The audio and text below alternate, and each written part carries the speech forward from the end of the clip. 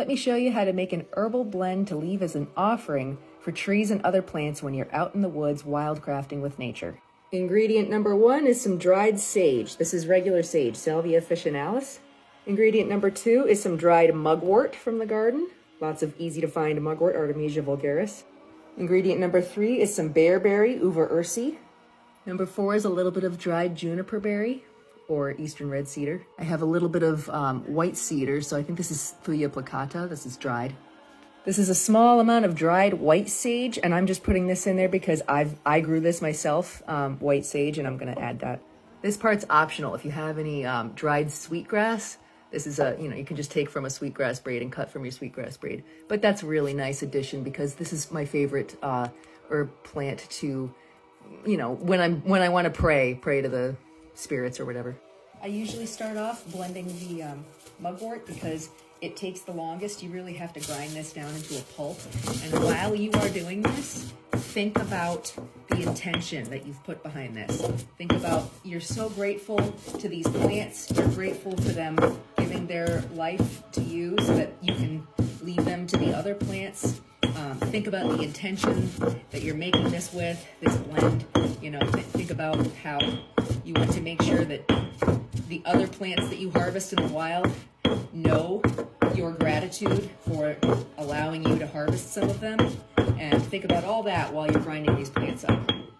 Next, we add in some sage. I'm going to kind of pick it off the stems here. I'm going to add in the juniper. Pick it right off. Break the stick up into little bits. White cedar.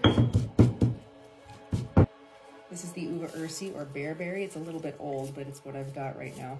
This was traditionally the main part of Kinnick. This is why they call it Kinnick. Sometimes just the Uva ursi is called Kinnick, but this is the traditional blend. Just added the white sage in there, and all the sweetgrass. The reason I am grinding this by hand is twofold, okay? One of the reasons is that mugwort does not grind very well, even in a blender.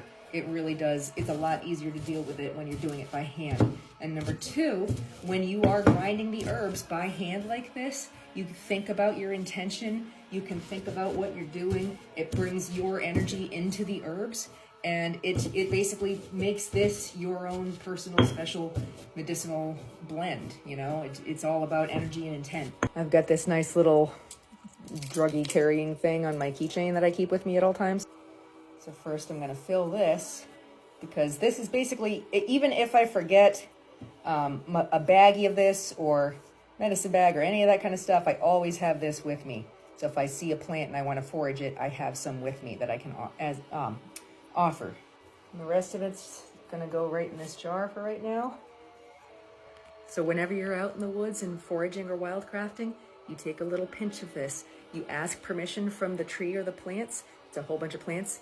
And then to say thank you, you can sing them a song, leave them some hair, or leave them some of this. It doesn't have to be burned. You can burn it if you want to, but this is to say thank you for letting me harvest you.